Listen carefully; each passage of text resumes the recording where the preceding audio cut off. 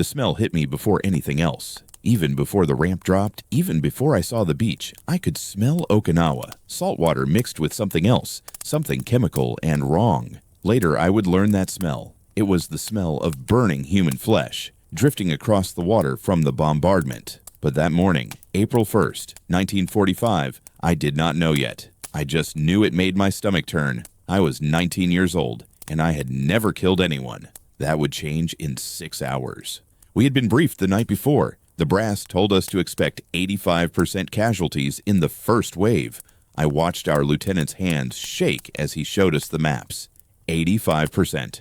I did the math 3 times because I could not believe it. Out of my 43 brothers in the platoon, maybe 6 would live through the day. I looked around at their faces in the dim red light of the troop compartment. Williams was writing another letter to Sarah, his girl, back in Ohio. He had already written 12. Martinez was sharpening his knife with long, methodical strokes that never varied. Jackson, our sergeant, sat perfectly still with his eyes closed, not praying, just waiting. I wondered which of them would be in the 6. I wondered if I would. The bombardment started 3 hours before dawn. When the first battleship fired, the concussion hit my chest like a physical blow, even though we were miles away. Then another ship fired, then another. Within minutes, over 1,000 ships were pouring fire onto that island. The noise stopped being noise and became something else entirely. It became a pressure that pushed into your skull and made your teeth ache. I watched the horizon turn orange, then red, then white as Okinawa burned. Nothing could survive that, I thought. I was wrong about so many things. At 0830 hours, the ramp dropped and Jackson screamed, "Go, go, go," but I could barely hear him.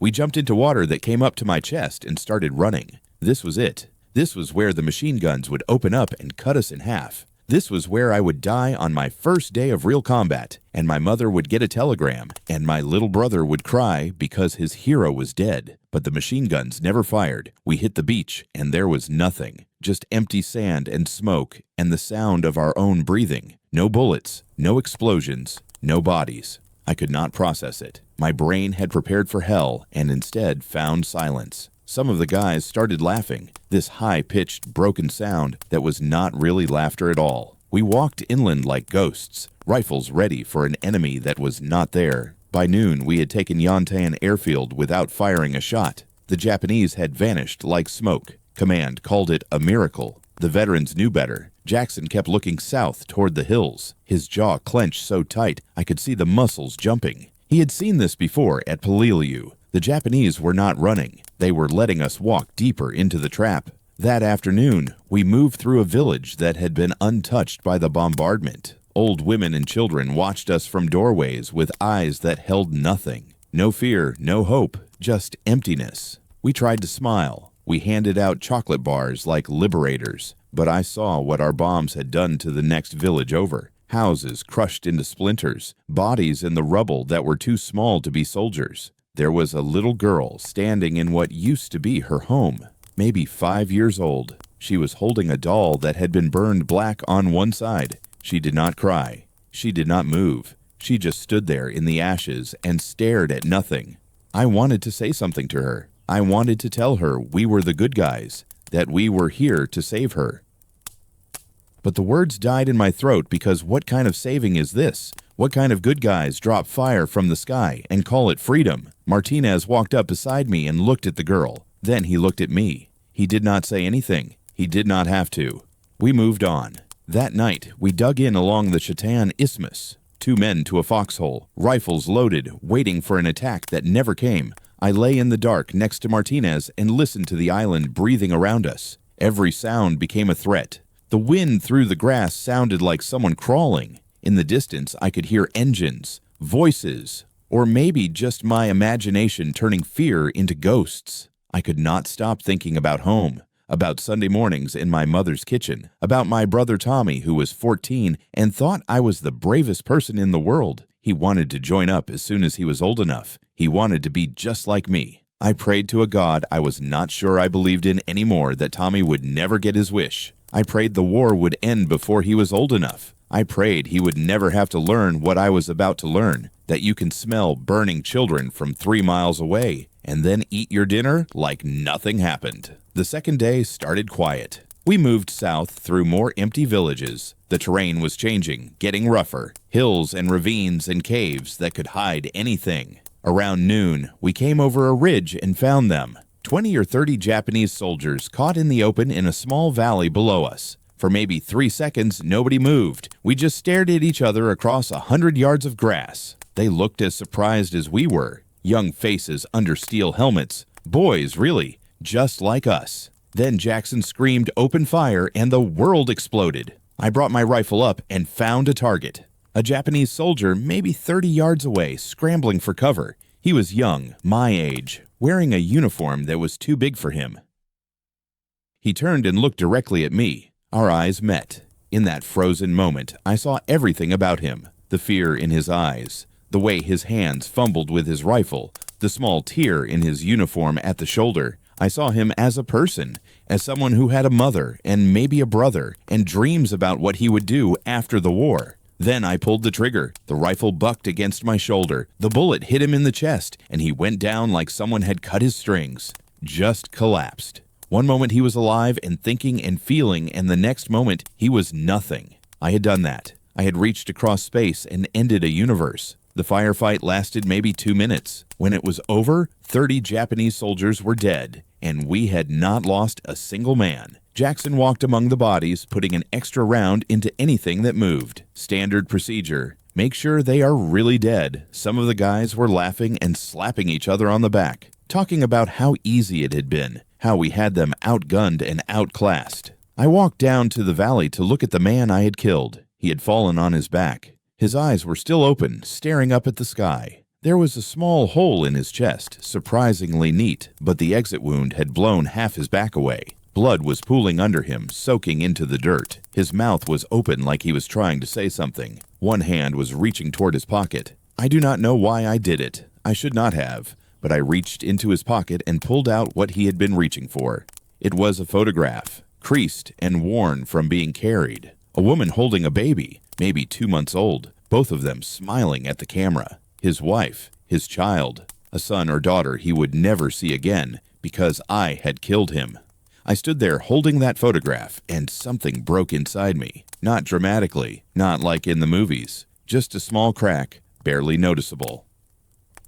But through that crack, something dark started seeping in. Martinez found me standing there. He looked at the photograph in my hand, then at the dead man, then at me. He took the photograph gently and looked at it for a long moment. Then he tore it in half and let the pieces fall onto the corpse. "Walk away," he said. "Do not do that to yourself. Just walk away." But I could not walk away from what I had already seen. That night in my foxhole, I closed my eyes and saw that baby's face. I wondered if it was a boy or a girl. I wondered if the mother knew yet that she was a widow. I wondered if that child would grow up hating Americans, hating me specifically, if they somehow knew I was the one who pulled the trigger. Jackson told us the same thing he told every cherry after their first kill. He said it gets easier. He said you stop thinking about it. He said the moment you start seeing them as human instead of targets, you hesitate. And when you hesitate, you die. He was right about one thing. It did get easier. That was the worst part. On the third day, we reached the first real Japanese defensive line, a ridge called Kakazu. That was when I learned what hell actually looks like. The Marines ahead of us walked into a wall of machine gun fire that came from everywhere and nowhere. Men fell in rows, cut down before they could even scream. The air filled with a sound I had never heard before, a wet smacking sound of bullets hitting flesh. We hit the ground and tried to return fire, but we could not see the enemy. They were invisible, hidden in caves and spider holes we did not know existed until they opened up on us. I found myself pressed into the mud next to Williams. Good old Williams, who talked too much about Sarah and showed everyone her picture and carried an engagement ring in his pack. He was going to propose the day he got home. He had it all planned out. A mortar round landed 15 feet away. The explosion was not loud so much as it was felt, a pressure wave that squeezed my organs. When the smoke cleared, Williams was on his side, making a sound like a baby crying. I crawled to him and turned him over, and that is when I saw.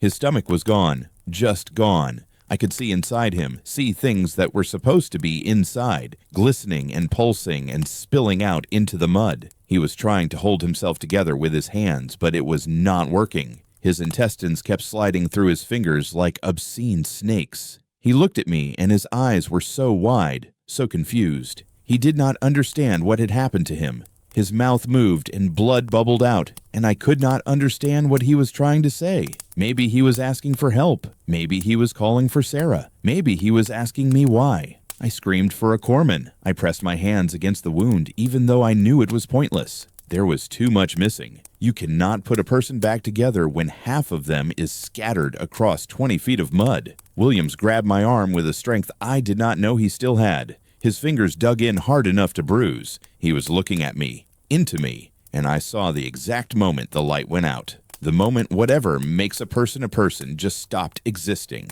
A corpsman finally reached us. He took one look and shook his head. He was already moving to the next man before Williams's hand finished falling from my arm. I stayed there for maybe 30 seconds, kneeling in my friend's blood, my hands covered in pieces of him. Someone grabbed me and dragged me away. We had to keep moving. The battle was not over. Williams's body would lie there in the mud for 3 days before Graves Registration could retrieve it. By then, he would be bloated and black and barely recognizable. But I did not know that yet. We pulled back that evening, having gained nothing and lost 7 men, 7 friends, 7 futures. Williams, who would never marry Sarah.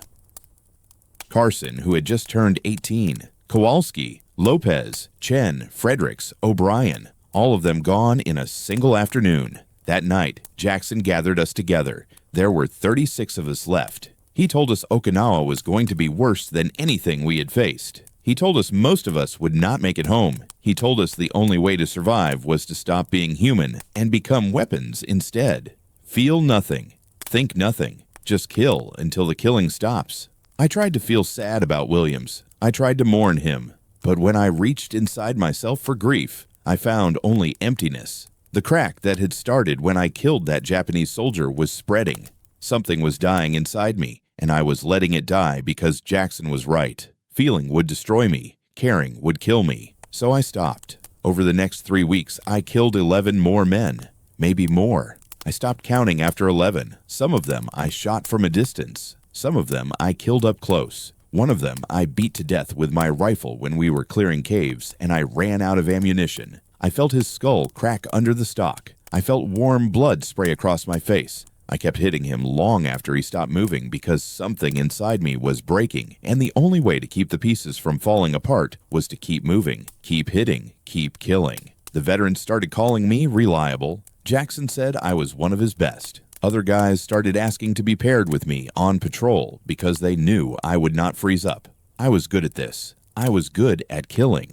And that is the part I can never explain to anyone who was not there. The part that makes you understand why so many of us could not come home. Not really. It was not just that I killed. It was that I got good at it. It was that somewhere along the way, I stopped feeling sick when I did it. I stopped having to convince myself it was necessary. It just became what I did. Like breathing. We were clearing a village 2 weeks in.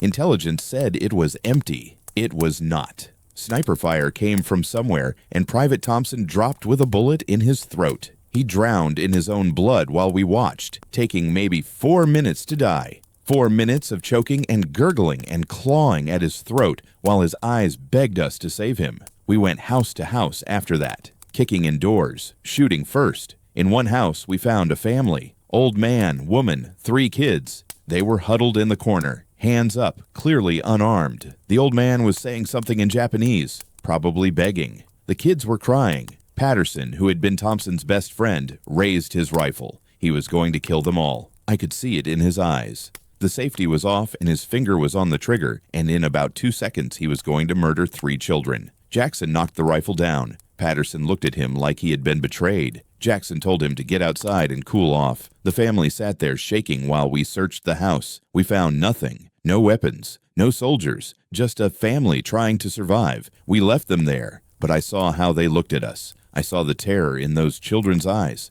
and I understood that to them, we were not liberators. We were not heroes. We were the monsters in the dark. We were the thing that kicked down doors and pointed guns at babies. Maybe they were right. That night, I sat in my foxhole and looked at my hands. They were caked with mud and blood that I had stopped bothering to wash off. I had killed so many people that I could not remember all their faces. The first one, yes. The one with the photograph. He still came to me at night. But the others were blurring together into a mass of bodies and blood. I was 20 years old, and I had become a killer. Not a soldier, a killer. There is a difference. A soldier kills because he has to. A killer kills because he has learned how, and it has become easy. The rain started on the 4th week and never stopped. Everything turned to liquid mud that sucked at your boots and mixed with blood until you could not tell them apart. We attacked ridges and were thrown back. We watched more friends die. We stopped learning the names of replacements because they would be dead in a few days anyway. I remember one replacement could not have been more than 18, fresh off the boat. He still had that look in his eyes like he thought this was going to be an adventure. He asked me what combat was like. I told him it was like drowning in shit. He laughed because he thought I was joking. He died 6 hours later, stepped on a mine. The explosion blew both his legs off at the knees. He lay there in the mud screaming for his mother until the morphine kicked in. Then he just whimpered for a while. Then he stopped. We left his body there and kept moving because that is what you do. You keep moving or you die. By the end of April, we had been fighting for 30 days straight. 30 days of killing and dying and trying not to go insane. I had stopped sleeping more than an hour at a time. When I did sleep, I dreamed about that baby in the photograph. Sometimes in the dreams, the baby had a face. Sometimes it was my brother Tommy's face. I would wake up gasping, not sure where I was, my hands reaching for a rifle that was not there. Martinez asked me one night if I was okay. I did not answer because the question did not make sense anymore. Okay. What did okay even mean? Was I okay because I was still alive, because I could still pull a trigger, because I had learned to eat cold rations while sitting next to a corpse, because I had stopped vomiting when I smelled burning human flesh? I was not okay. None of us were okay. But we were functional, and in war, that is all that matters.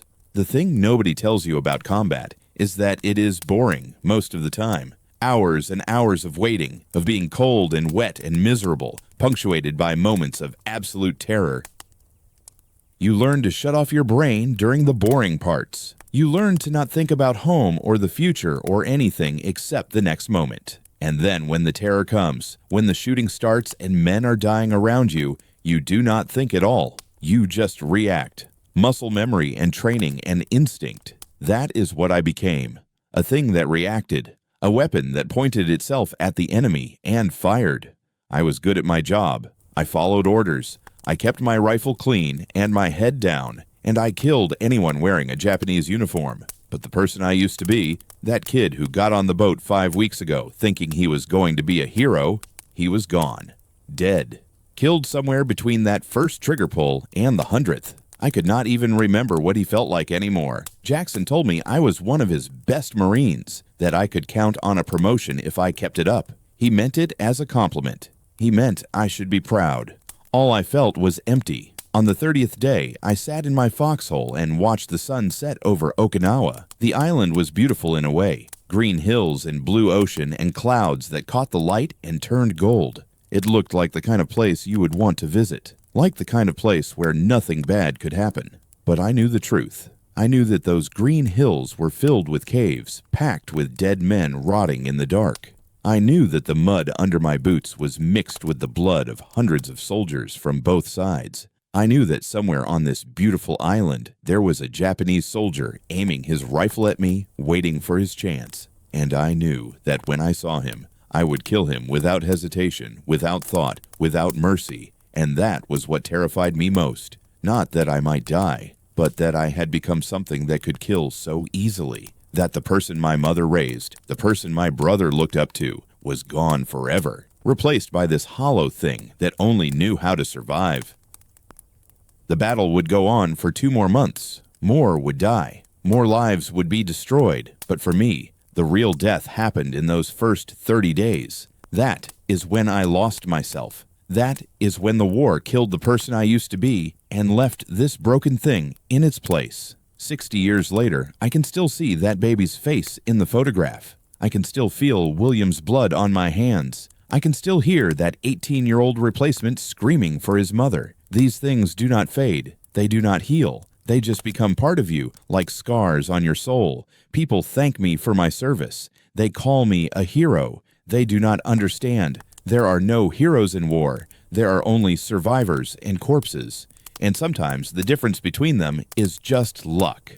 I survived Okinawa, but something essential died there, something I never got back. And every night for 60 years, I have dreamed about a baby I never met, whose father I killed, and I have wondered if that baby grew up and if they had children, and if somewhere in Japan there is a family that exists because I pulled a trigger on a sunny afternoon in April 1945. That is the real cost of war. Not the bodies you can count, but the souls you cannot. May arrived, and with it came the rain that never stopped. Everything turned to liquid. The ground, the sky, the air itself seemed to dissolve into water and mud and blood. We had been fighting for 5 weeks, and I had forgotten what it felt like to be dry. My skin was white and wrinkled like a corpse that had been in the water too long. My feet had started to rot inside my boots. When I finally took them off to change my socks, 3 of my toenails came off with the fabric. I looked at them lying there in the mud, these small pieces of myself that I was leaving behind, and I felt nothing. We were pushing toward Shuri Castle, the heart of the Japanese defensive line. Between us and that castle were ridges with names that would haunt me forever. Hacksaw Ridge, Sugarloaf, Half Moon, Horseshoe. Names that sounded almost gentle until you learned what they really meant. They meant hell carved into limestone. They meant caves filled with machine guns. They meant killing and dying over the same 100 yards of ground again and again until the mud was more blood than earth. By now, we were down to 23 men in the platoon, 23 out of the original 43. The faces around me were strangers wearing familiar names. Martinez was still alive somehow. Jackson too, though something had broken behind his eyes. He no longer gave speeches about duty and honor. He just pointed at objectives, and we went and killed whatever was there. It had become that simple. The new replacements did not last long enough for me to learn their names. They would arrive wide-eyed and scared, and within days they would be dead or broken. I stopped trying to help them. Kindness was cruelty. Better they learned quickly or died quickly. Anything in between was just prolonged suffering. We got orders to take Hacksaw Ridge on May 4th. Intelligence said there were maybe 50 Japanese soldiers dug in at the top. Intelligence was wrong. There were hundreds, maybe thousands. It was impossible to know because we could not see them. They were inside the ridge, in tunnels and caves that honeycombed the entire structure. We would clear a position and think it was secure. Then an hour later, Japanese soldiers would emerge from hidden entrances we never knew existed and attack from behind. The assault started at dawn. Artillery pounded the ridge for 2 hours, turning the top into a moonscape of craters and shattered limestone. We climbed up through the smoke, slipping on rocks made slick by rain and blood from previous assaults. Halfway up, the Japanese opened fire. Men dropped around me like someone had flipped a switch. One moment they were climbing, the next they were tumbling back down the slope, leaving trails of blood on the white stone. I pressed myself against a boulder and tried to find a target, any target, but there was nothing to shoot at, just muzzle flashes from caves I could not see into. A Marine next to me, I think his name was Reynolds, took a bullet through the face. The entry wound was small, almost neat, just below his left eye. The exit wound took off the entire back of his skull. He fell backward, and I watched his brain slide out onto the rocks, gray and glistening like something from a butcher shop. It sat there steaming in the rain. I stared at it for maybe 10 seconds. This piece of a person that contained everything they were, all their memories and dreams and fears, just lying in the mud like garbage. Then I kept climbing. We reached the top through sheer momentum and rage. Once we were up, the real nightmare began. The Japanese had turned the summit into a fortress. Every rock pile was a bunker. Every depression in the ground was a fighting position. They had fields of fire that covered every approach. We could not advance. We could not retreat. We were pinned on top of that ridge with bullets coming from every direction. That was when I saw him. Martinez. He was 10 yards away, trying to drag a wounded man toward cover. The wounded man was screaming, a high-pitched animal sound that cut through the gunfire. Martinez had him by the arms and was pulling him backward when a mortar round landed between them. The explosion lifted both of them off the ground. When they came down, Martinez was missing his left arm from the elbow down, just gone. The stump was pumping blood in rhythmic spurts that matched his heartbeat. He looked at where his arm used to be with an expression of mild surprise, like he had misplaced his keys. I crawled to him. His face was white, going gray. His eyes found mine, and he tried to say something, but only blood came out. I pulled out my belt and wrapped it around what was left of his arm, cinching it tight as a tourniquet. He grabbed my shirt with his remaining hand and pulled me close. His breath was hot against my ear and smelled like copper. "Do not let me die here," he whispered. "Please, not here." I screamed for a corpsman but could not hear my own voice over the gunfire. Martinez's grip on my shirt was weakening. His eyes were starting to roll back. I slapped him hard across the face, trying to keep him conscious. He focused on me again, and I saw something in his eyes I had never seen before. Not fear. Fear we had all learned to live with. This was terror, pure animal terror at the understanding that he was dying, and there was nothing anyone could do. A corpsman finally reached us. He took one look at Martinez, and his face told me everything. He jabbed a syringe of morphine into Martinez's thigh and moved on to someone who could be saved. I stayed with Martinez, holding his remaining hand, feeling his pulse getting weaker and slower under my fingers. He died watching my face. His eyes were open and fixed on mine when his heart stopped. One moment there was a person behind those eyes, someone I had lived beside for 5 weeks, someone who had saved my life twice, someone who had a mother in California who would get a telegram. The next moment, there was nothing, just meat and bone and cooling blood. I closed his eyes. Then I picked up his rifle, the one he had been so careful to keep clean even when everything else was falling apart, and I went back to killing Japanese soldiers. I did not feel sad. I did not feel angry. I did not feel anything except a cold, focused need to make someone pay for what had happened. It did not matter that revenge was meaningless. It did not matter that killing more of them would not bring Martinez back. I needed to hurt something, to break something, to make the universe understand that his death mattered. I killed 4 men that day, maybe 5. I stopped keeping count after Martinez died because the numbers did not mean anything anymore. One of them I shot from 30 yards away. Clean kill, center mass. He went down and did not move. The second one I caught coming out of a cave entrance. He did not even see me. I put 3 rounds in him before he hit the ground. The third one was different. We were clearing caves with flamethrowers and demolitions. Brutal, ugly work. We would spray fire into the cave entrance, then throw in grenades, then go in and shoot anything that was still moving. The cave smelled like roasted meat and shit and burned hair. The walls were hot to the touch. Sometimes we found bodies so badly burned they had shrunk down to the size of children. Sometimes we found wounded Japanese soldiers who had been burned so badly their skin had melted, but they were still alive, making sounds that did not seem human. We had a policy about the wounded ones we found in the caves. We did not take prisoners from the caves. It was too dangerous. They might have grenades. They might be playing dead. Better to make sure. I found him in the back of a cave, half buried under collapsed rock. He was young, 17 or 18 at most. Both his legs were crushed. He had been there for hours, maybe days, slowly dying in the dark. When he saw me, he did not try to fight. He did not try to surrender. He just looked at me with eyes that begged for it to be over. I should have shot him. Quick, clean, merciful. That is what we did. That is what I had done to others. But something stopped me. Maybe it was Martinez's death, still fresh in my mind. Maybe it was 5 weeks of killing finally catching up with me. Maybe I just wanted to see if I could still feel something, anything, even if it was pity. I stood there looking at him for maybe 30 seconds. He was crying, tears cutting tracks through the dirt and blood on his face. He said something in Japanese. I did not understand the words, but I understood what he was asking for. Please. End this. Let me die. Jackson appeared behind me. He looked at the Japanese soldier, then at me, then raised his pistol and shot the man in the head. The crack of the gunshot in the enclosed cave was deafening. The boy's head snapped back and he was still. Jackson looked at me with something like disappointment. Hesitation gets you killed, he said. I told you that 5 weeks ago. When are you going to learn? He walked out of the cave. I stood there looking at the body, at the blood spreading around his head, mixing with the mud. I had hesitated. For 30 seconds, I had seen him as a person instead of a target, and that hesitation was weakness. Jackson was right. I was losing my edge. I was starting to feel again, and that would get me killed. That night, I made a decision. I would stop feeling, completely.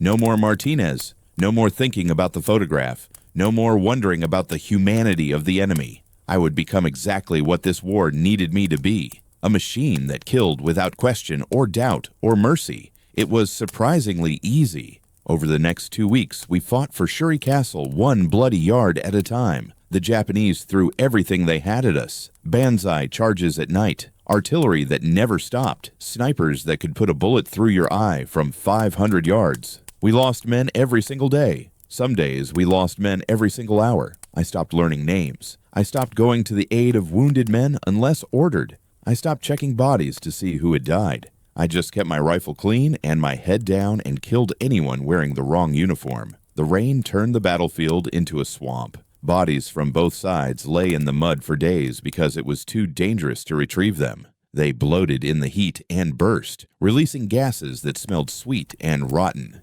After a while, you stopped noticing. The smell just became part of the air. Like the rain and the smoke and the sound of distant artillery, we started finding civilians among the dead. Old people, women, children. Some had been caught in crossfire. Some had killed themselves rather than be captured by Americans. The Japanese had told them we would torture them, rape them, eat them. So when we broke through their lines, entire families would detonate grenades rather than face us. I found a woman and 3 children in a cave. They had been dead for days. The woman was still holding a grenade in her hand, pin pulled, though it had failed to detonate. She had chosen to die with her children rather than let us reach them. Her face was frozen in a rictus of determination. The children looked like they were sleeping. I felt nothing looking at them. That is what I had become. A man who could see dead children and feel nothing. I reported the bodies and moved on because there was nothing else to do. The war continued regardless of what we felt about it. On May 21st, we finally took Shuri Castle, or what was left of it. The castle had been beautiful once, a 600-year-old monument to Okinawan culture. We had bombed it into rubble. Nothing remained but shattered walls and charred timbers. We planted an American flag in the ruins, and command called it a victory. Standing in those ruins, I tried to feel something. Pride, maybe. Accomplishment. We had achieved our objective. We had broken the Japanese line. This was supposed to mean something. But looking around at the destruction, at the bodies scattered among the rubble, at the smoking wasteland we had created, I could not find any pride. We had destroyed something irreplaceable to kill other human beings who were defending their home.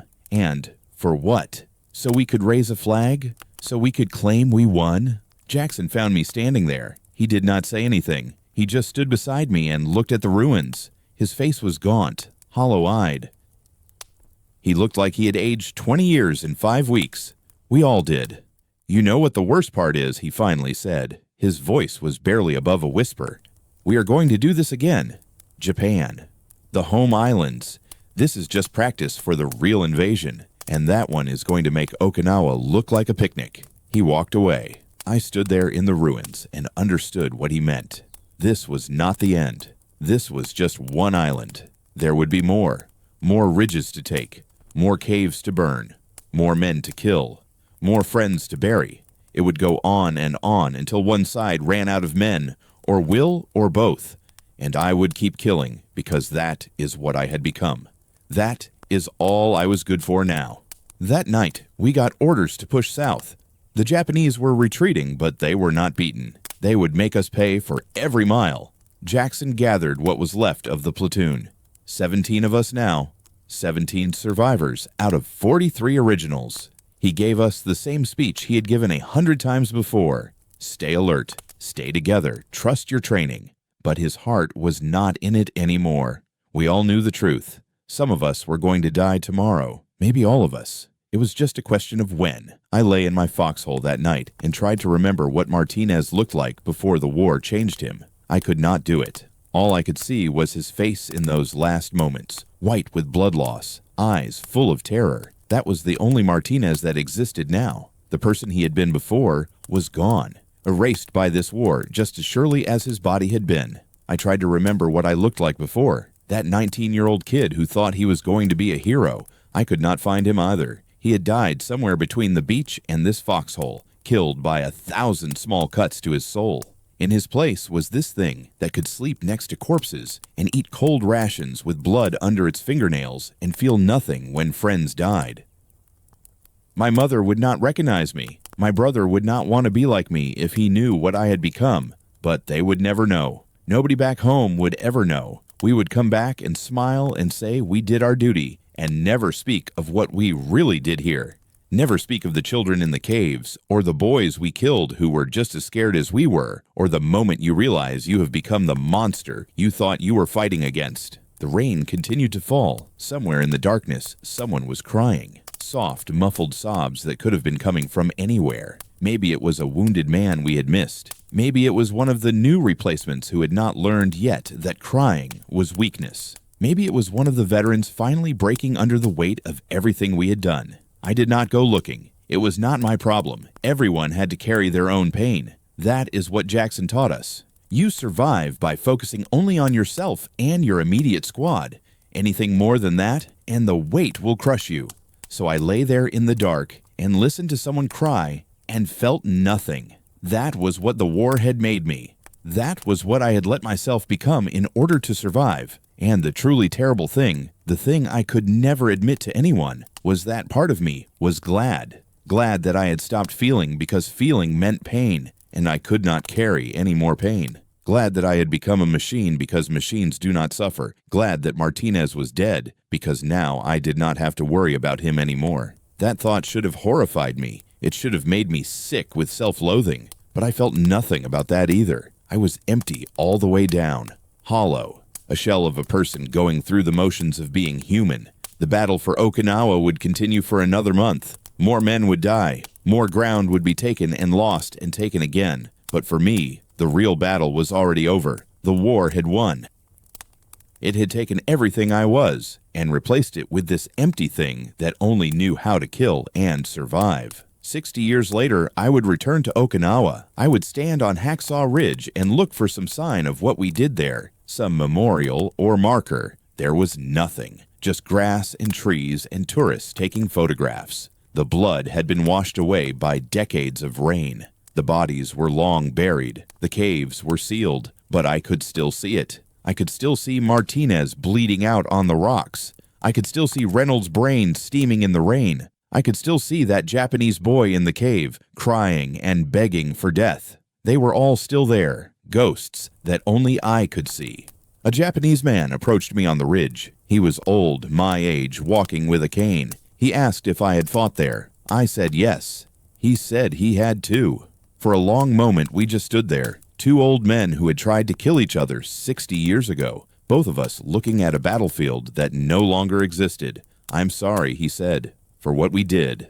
I'm sorry too, I told him, but we both knew sorry meant nothing. You cannot apologize for what we did to each other. You cannot make amends for that kind of horror. All you can do is carry it until you die and hope that when you are gone, the ghosts will finally be quiet. We shook hands, and he walked away. I stood there on that ridge for another hour, alone with my memories and my ghosts, and I wondered for the 10,000th time why I survived when so many better men died. I never found an answer. They told us we won on June 22nd, 1945. The Japanese general killed himself, and his officers followed him into death, and the battle for Okinawa was officially over. We had taken the island. We had achieved our objective. Command sent around cases of beer and told us to celebrate. Nobody celebrated. There were 11 of us left from the original platoon. 11 out of 43.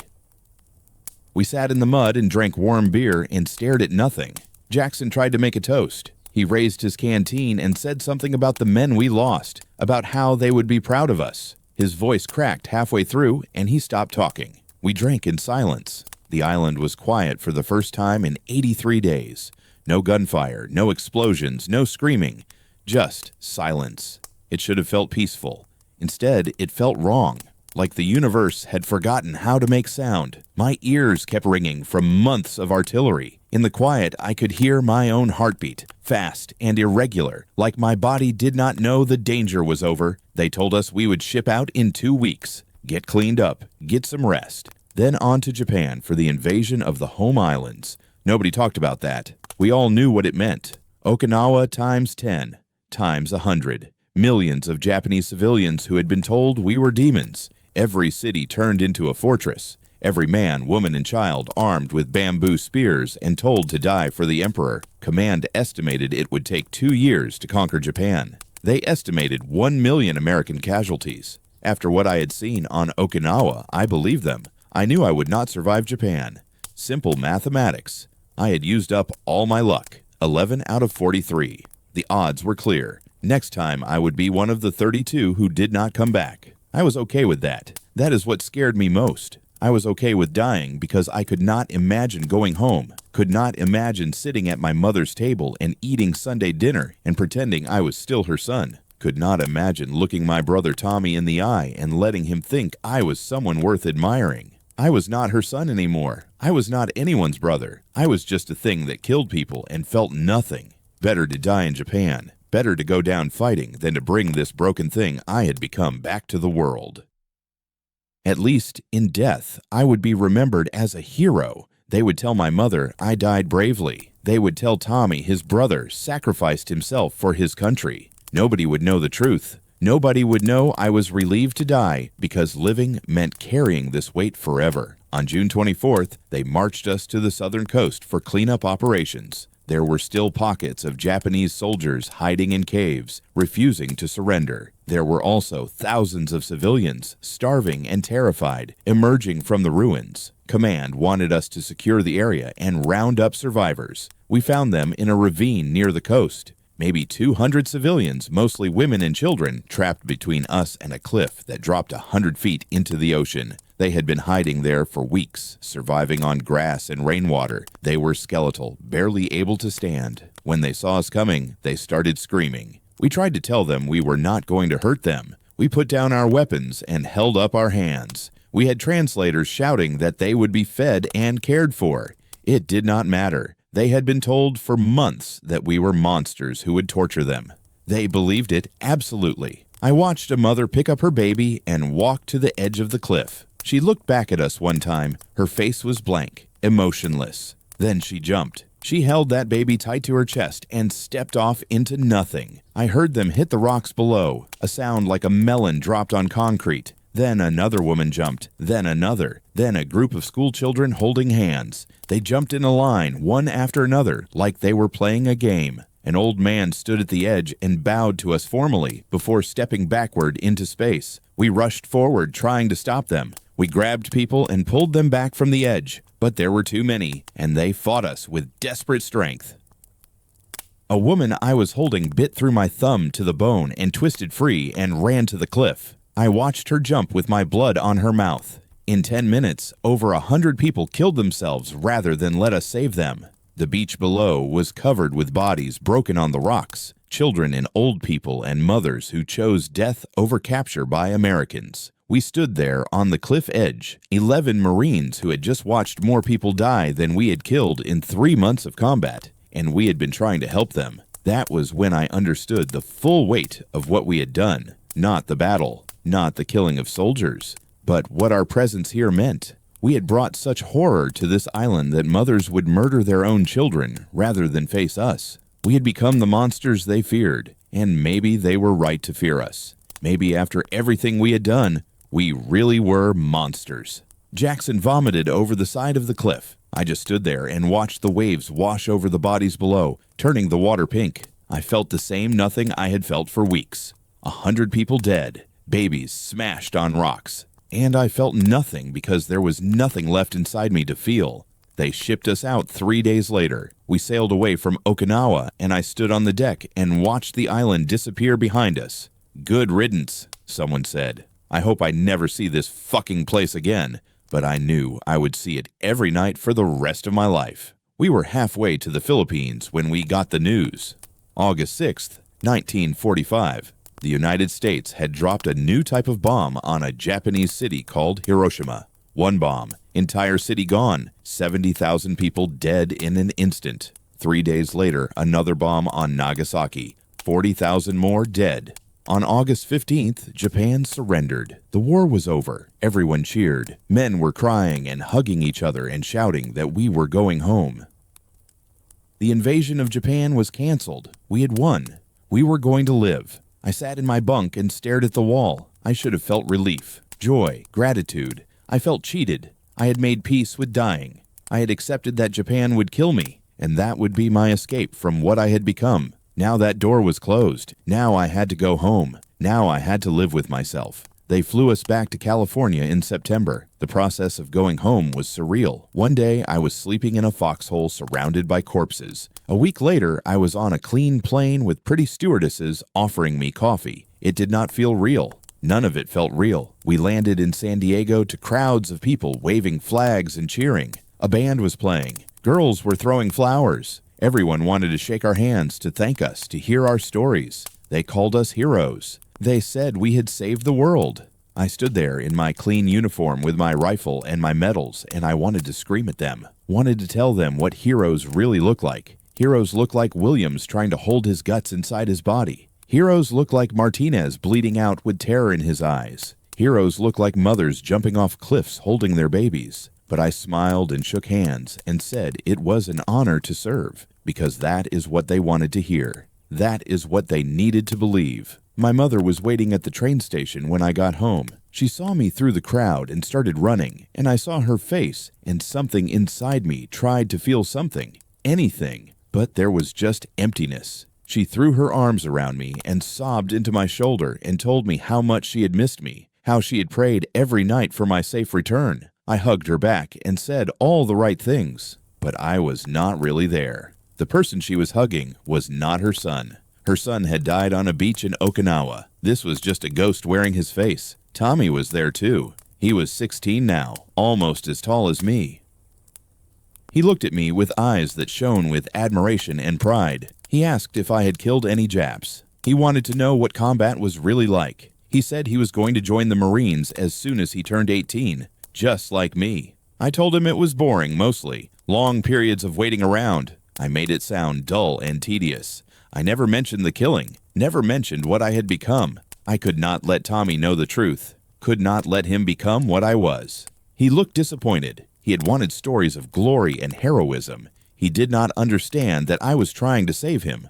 The first night home, I could not sleep in my bed. It was too soft, too comfortable. I felt exposed without walls of dirt around me. Every sound made me reach for a rifle that was not there. Around 3 in the morning, I took my blanket and went outside and lay in the backyard with my face in the grass.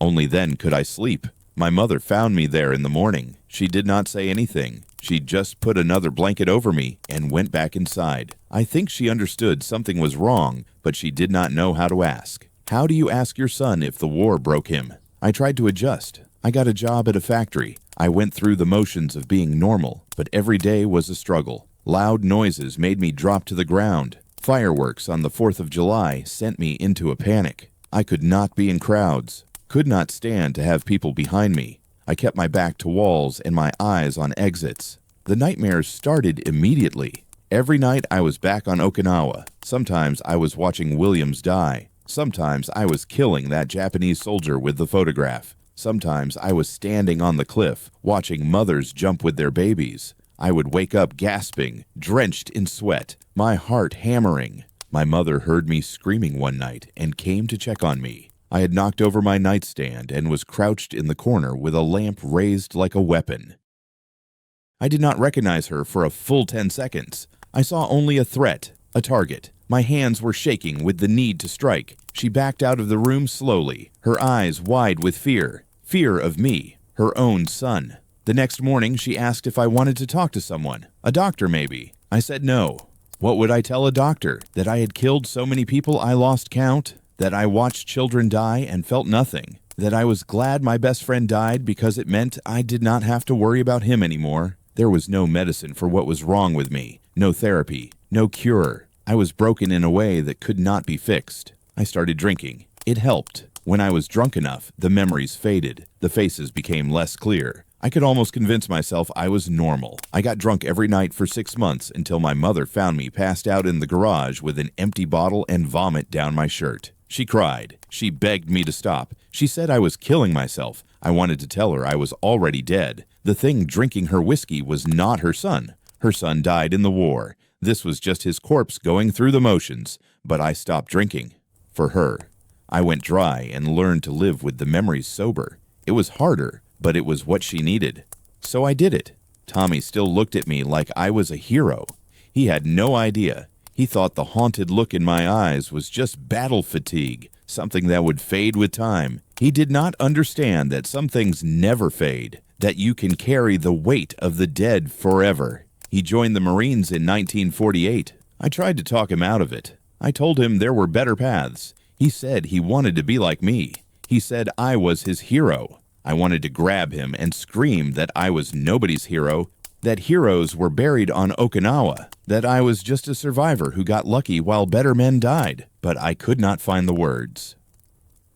So I smiled and told him I was proud of him, and I prayed that he would never see combat, never have to learn what I learned. Korea started in 1950. Tommy was in the first wave. He wrote me letters from the front. They were cheerful, optimistic. He said the North Koreans were pushovers. He said the war would be over by Christmas. His last letter arrived in December. It was dated November 23rd. He talked about the cold, about missing Thanksgiving at home, about looking forward to seeing me soon. The letter was 2 weeks old when it arrived. The telegram came 3 days later. Private Thomas Morrison, killed in action at the Chosin Reservoir, died bravely defending his position against overwhelming enemy forces.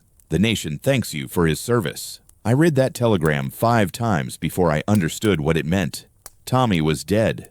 My little brother, who wanted to be just like me, who thought I was a hero, was dead, killed in some frozen hellhole in Korea because he wanted to be like his big brother, the Marine. I killed him, as surely as if I had pulled the trigger myself. He died trying to be like me, trying to live up to an image that was a lie. I should have told him the truth. Should have grabbed him and shown him the nightmares and the shaking hands and the way I could not sleep in a bed anymore. Should have told him that war does not make you a hero. It just breaks you in ways you can never explain. But I let him think I was someone worth imitating. And it killed him. My mother never recovered. She buried her younger son, and something died inside her. She stopped smiling, stopped cooking Sunday dinners. She would sit in Tommy's room for hours, holding his baseball glove, crying silently. She was dead 6 months later.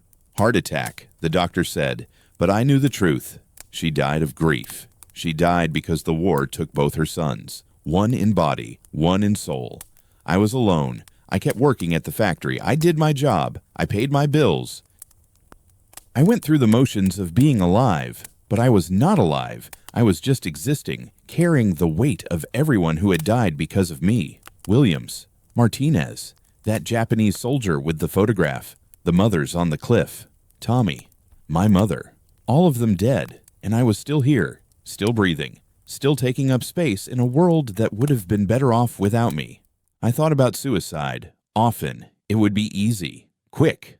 I had a pistol in my drawer, kept it clean and loaded. Some nights I would sit on my bed and hold that pistol and think about how simple it would be. One pull of the trigger and the nightmares would stop. The guilt would end. I could finally rest. But I never did it. Not because I wanted to live, but because I did not deserve the easy way out. Suicide was for people who could not bear their pain. I could bear it. I had learned to bear anything, so I would carry this weight until it killed me naturally. That was my penance. Years passed. I got older. The nightmares never stopped, but I learned to function with them. I learned to hide the shaking, to explain away the times I dropped to the ground at loud noises, to make excuses for why I could not be in crowds or celebrate 4th of July. People forgot about the war. The country moved on. Korea came and went. Vietnam started and dragged on. And I watched young men go off to fight, and I knew what was waiting for them. I knew they would come back broken, if they came back at all, but nobody listened when I tried to warn them. They thought war was glory and honor and duty. They did not know it was just killing and dying and learning to live with what you become. I never married, never had children, How could I? How could I bring children into a world where mothers jump off cliffs holding their babies? How could I risk loving someone when everyone I loved died? I was alone for 40 years. Then, in 1985, I got a letter. It was from the Okinawa Peace Memorial Foundation.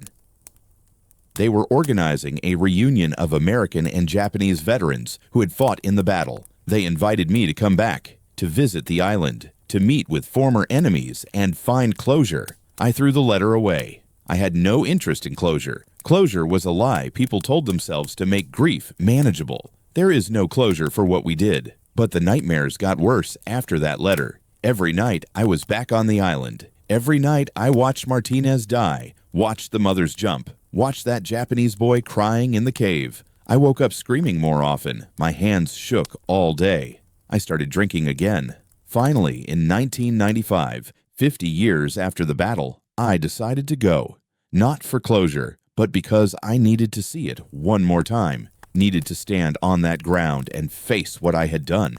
The island was unrecognizable. Where there had been blood and mud and bodies, there were now parks and monuments and tourists taking photos. The battlefield had been erased. Nature had grown over the scars. The caves were sealed. The ridges were covered in grass. But I could still see it. Every inch of that island was burned into my memory. I walked to Hacksaw Ridge and stood where Martinez had died. I could see the exact rock where his arm had landed, could see the crater where the mortar had hit. But there was just grass now, beautiful green grass swaying in the wind. I walked to the cliff where the civilians had jumped. There was a memorial there now, a stone marker with names. Over 1,000 people had killed themselves at that spot.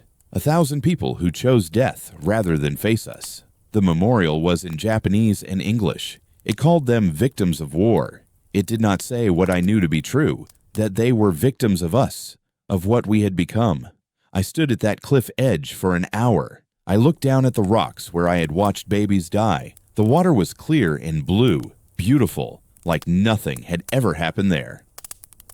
A Japanese man approached me. He was old, my age, walking with a cane. He spoke English with a heavy accent. He asked if I was a veteran. I said yes. He said he was too.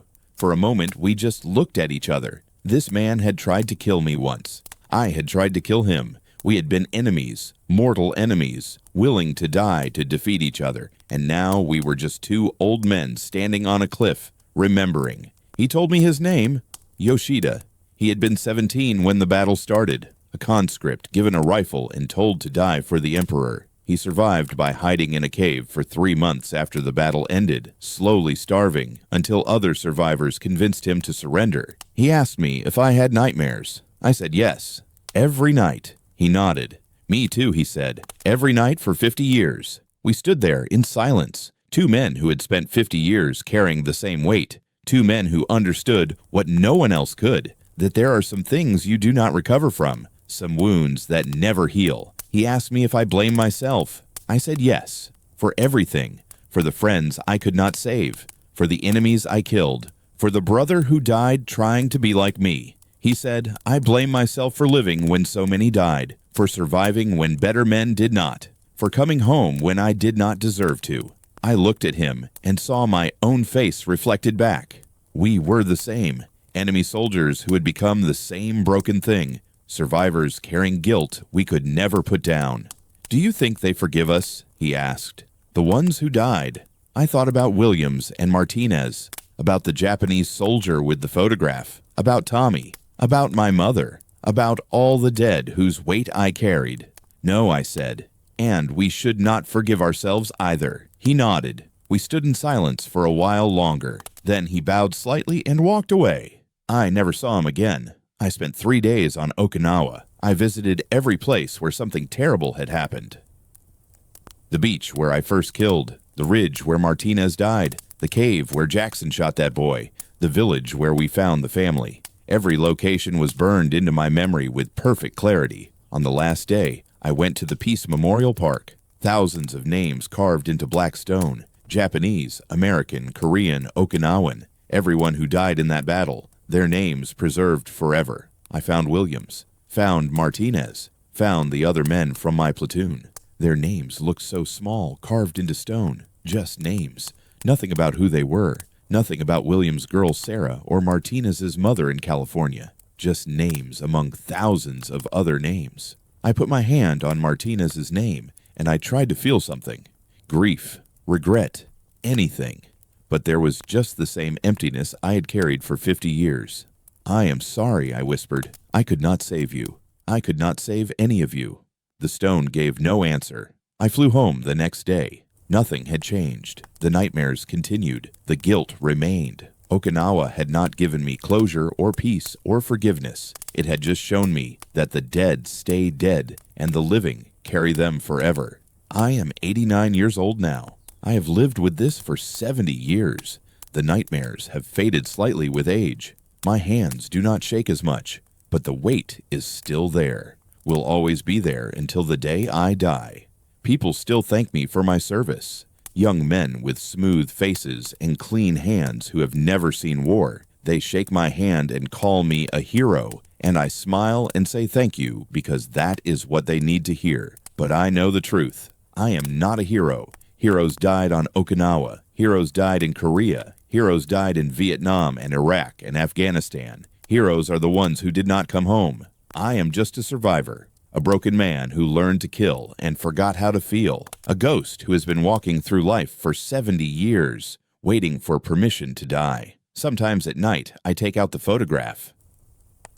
Not of my family, not of my mother or Tommy, but a torn and faded photograph I have carried for 70 years. A woman and a baby smiling at the camera. The family of a man I killed when I was 19 years old. I do not know why I kept it. Maybe as penance, maybe as a reminder of what I am, maybe because it is the only honest thing I own.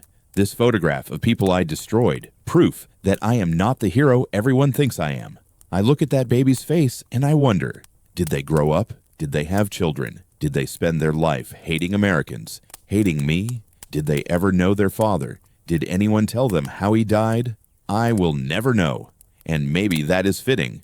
Maybe not knowing is part of the punishment. The war ended 70 years ago, but it never really ended. Not for me, not for Yoshida, not for any of us who survived. We just learned to hide it better, learned to smile and function and pretend we were normal. But we are not normal. We are broken things that should have died with our friends. We are ghosts walking among the living, carrying the weight of the dead, waiting for our turn to finally rest. That is the truth about war. That is what they do not tell you when they hand you a rifle and ship you overseas. They do not tell you that even if you survive, even if you come home whole in body, you will never really come home. Part of you will stay on that battlefield forever. The screams, the blood, the faces of the men you killed, it all stays with you.